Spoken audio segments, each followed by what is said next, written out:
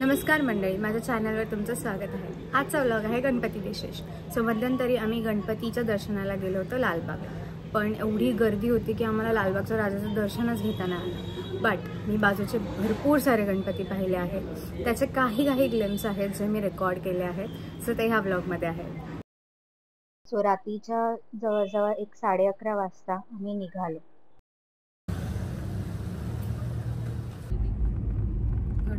यावर्षी एक नवीन प्रकारची सजावट होती, बॅनरची। सो पहिला गणपती ज्याचे दर्शन आम्ही घेतले तो होता परळचा राजा। सुंदर असा देखावा त्यांनी गेटवर उभारला होता।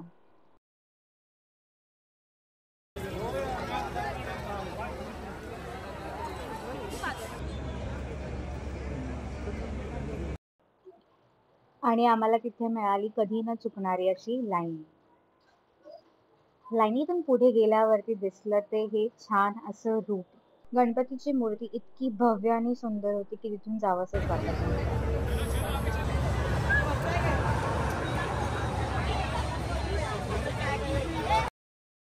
परळच्या राजाचं दर्शन घेतल्यानंतर पुढे आम्ही गणेश गल्लीच्या राजाला बघायला निघालो।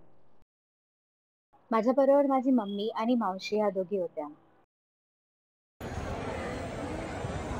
इथेही बाहेरची आरास खूप सुंदर होती।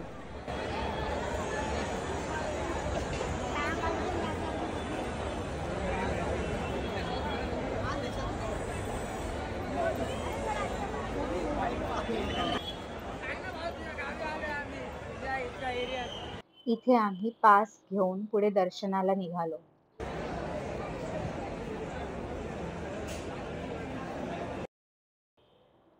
गणेश गल्लीच्या राजाला आरास होती ती महाकालेश्वरची। इतकं हुबेहूब त्यांनी देखावा साकारला होता की उज्जैनमध्ये असल्यासारखंच वाटत होतं।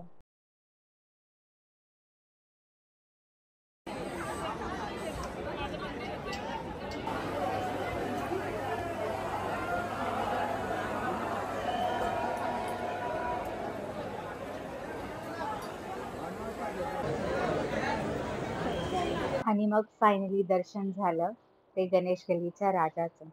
इतकं सुंदर असं रूप होतं, इतका भव्य देखावा होता की गर्दी त्यालाच बघण्यासाठी। आणि मग पुढे आम्ही निघालो लालबागच्या राजाला, पण तिकडची गर्दी बघता आम्हाला जाणवलं की आत जाऊनही दर्शन होणं शक्य नाही।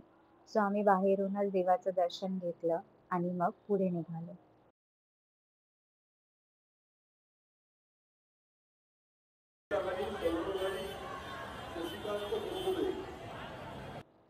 पुढे आम्ही दर्शन घेतलं ते तेजुकाय गणपतीला।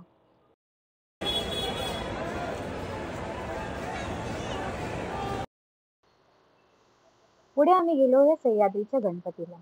इथे बाहेर इतकी भव्य अशी हनुमानाची मूर्ती होती आणि आतमध्ये आरास ही श्री रामचंद्रांचीच होती।